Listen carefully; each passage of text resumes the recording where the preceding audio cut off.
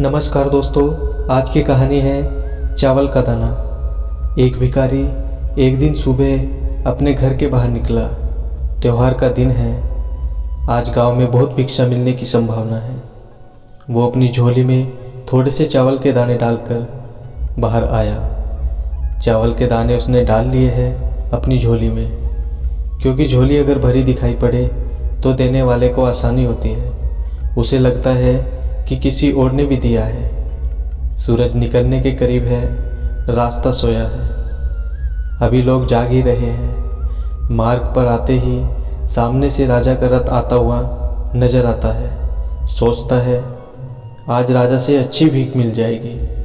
राजा का रथ उसके पास आकर रुक जाता है। उसने सोचा धन्य है मेरा भाग्य, आज तक कभी राजा से भिक्षा नहीं मांग पाया, क्योंकि द्वारपाल बाहर से ही लौटा देते हैं। आज राजा स्वयं ही मेरे सामने आकर रुक गया है। भिखारी ये सोच ही रहा होता है, अचानक राजा उसके सामने एक याचक की भांति खड़ा होकर उससे भिक्षा देने की मांग करने लगता है। राजा कहता है कि आज देश पर बहुत बड़ा संकट आया हुआ है। ज्योतिषियों ने कहा है इस संकट से उबरने के लिए यदि मैं अपना सब कुछ त्याग कर एक याचक की भांति भिक्षा ग्रहण करके लाऊंगा, तभी इसका उपाय संभव है। तुम आज मुझे पहले आदमी मिले हो, इसलिए मैं तुमसे भिक्षा मांग रहा हूँ। यदि तुमने मना कर दिया तो देश का संकट टल नहीं पाएगा, इसलिए तुम मुझे भिक्षा में कुछ भी दे दो।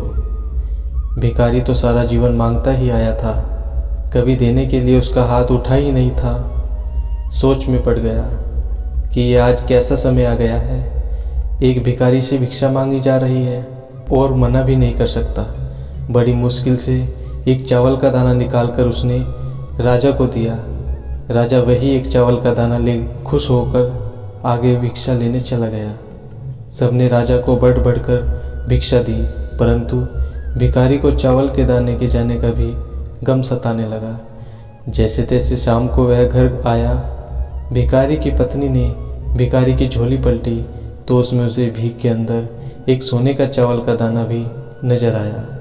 भिखारी की पत्नी ने उसे जब वो सोने के दाने के बारे में बताया तो वो भिखारी छाती पीट के रोने लगा। जब उसकी पत्नी ने रोने का कारण पूछा तो उसने सारी बात उसे बताई। उसकी पत्नी ने कहा, तुम्हें पता नहीं कि जो दान हम देते हैं वही हमारे लिए स्वर्ण है। जो हम इकट्ठा कर लेते हैं वो सदा के लिए मिट्टी हो जाता है।